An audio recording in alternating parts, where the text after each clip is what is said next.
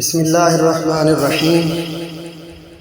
السلام علیکم ورحمۃ اللہ وبرکاتہ۔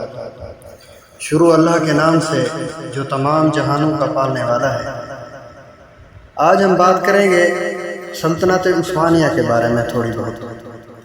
سلطنت عثمانیہ عالم اسلام کا ایک ایسا چمکتا ہوا ستارہ ہے جس کی روشنی سے صرف مسلمان ہی نہیں بلکہ یہود و نصارہ بھی مستفید ہوئے تھے، جو اس وقت کی طاقتوں میں ایسے پسے ہوئے تھے جیسے آج کل یہود و نصارہ کے لائے ہوئے نظام، بینکنگ کا نظام، سود کا نظام، یا اور ویسے بھی جیسے ان کے نظام چل رہے ہیں، ویسے بھی اس وقت بھی انسانیت ان کے ہاتھوں پسی ہوئی تھی، جو دونوں ہاتھوں سے ان کو لوٹ رہے تھے۔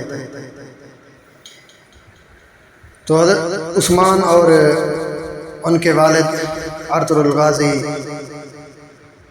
عثمان کے دادا سلیمان شاہ، وہ لوگ آئے اور انہوں نے آ کر محنت کی، اور انہوں نے ایک ایسی محنت کی اور ایسی سلطنت قائم کی جو دنیا پر 650 سال حکومت کر گئے، کم و بیش۔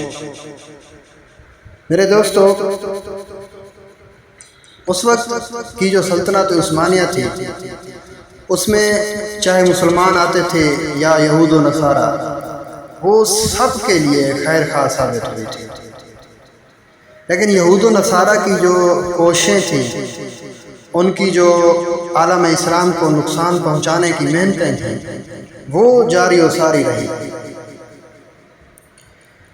ان کے خفیہ پلان، ان کی چالیں پہلے کی طرح ویسے بھی چلتی رہی جیسے آج کل چل رہی ہے۔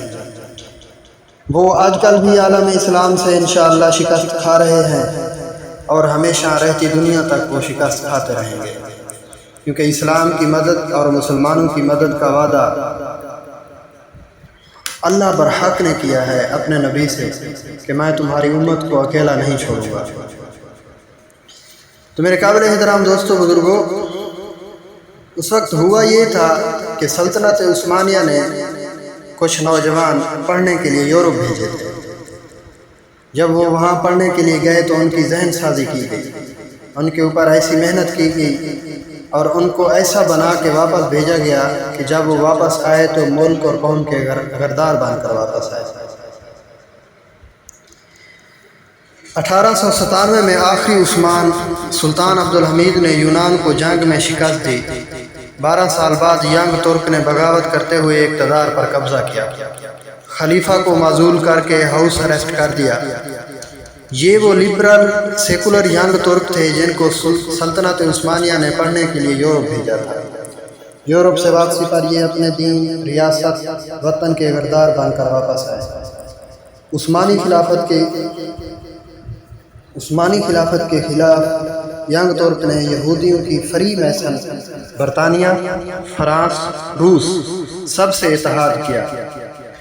3 بر اعظموں پر پھیلی سلطنت عثمانیہ چند ہی سالوں بعد ینگ ترک ہر جگہ شکست کھا رہے تھے۔ فرانس، برطانیہ، روس سے اتحاد کر کے عثمانی خلافت ختم کی، اب وہی ان پر حملہ آور تھے۔ لبرل سیکولر ینگ ترک لیبیا سے یمن، فلسطین سے بوسنیا تک ہر جگہ شکست کھا کر بھاگ رہے تھے۔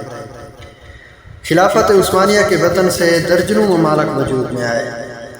لبرل سیکولر ینگ ترک کے لیے ترکی کا دفاع تک ممکن نہیں رہا تھا۔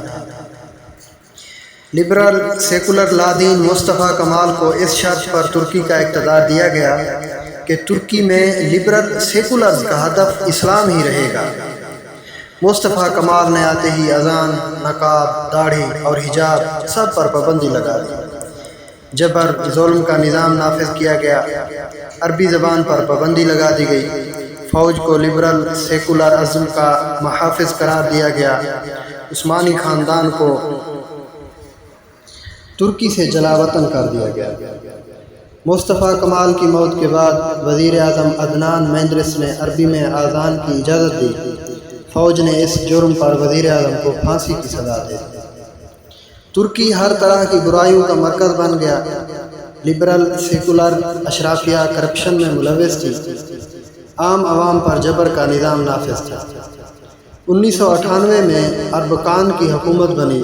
عثمانی خاندان کو ترکی واپسی کی اجازت ملی، وہ سرزمین جو ان کے آباء و اجداد نے فتح کی تھی۔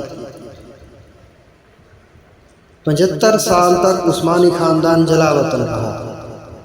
2002 میں اردگان اقتدار میں آیا، معیشت کو ٹھیک کیا، بتدریج حجاب اور داڑھی پر پابندی اٹھائی تو اردگان دنیا بھر کے لبرل سیکولر کا ہدف بن گیا۔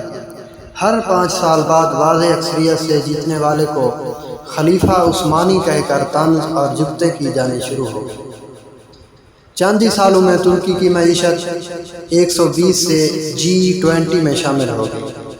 صحت، تعلیم، سائنس، ٹیکنالوجی اور دفاعی صنعت پر ہر شعبہ میں ترکی نے حیران کن ترقی کی۔ 2016 میں اردگان کے خلاف لبرل سیکولر کی بغاوت کو عوام نے ناکام بنا دیا۔ اب اردگان ترکی کا آئین تبدیل کرنے جا رہا ہے۔ 100 سال بعد لادین لبرل سیکولر آئین جس کا ہدف اسلام ہے تبدیل کرنا آسان نہیں۔ دنیا بھر کے لبرل سیکولر ہلکائے ہو جائیں گے۔ ترکوں کا دوبارہ امت اسلام کی طرف رجوع ان کے نظریات کی موت ہے۔ 2023 میں ترکی پر تیل و گیس کی تلاش اور سمندر سے ٹیکس اکٹھا کرنے پر پابندی ختم ہو جائے گی۔ اگلے 2-3 سال بہت اہم ہیں۔ دعا ہے کہ اللہ مسلمانوں کو پھر سے عروج عطا فرمائے۔ آمین ثم آمین۔ ہمارے چینل کو سبسکرائب کریں، لائک کریں اور کمنٹ کریں ویڈیو۔ والسلام۔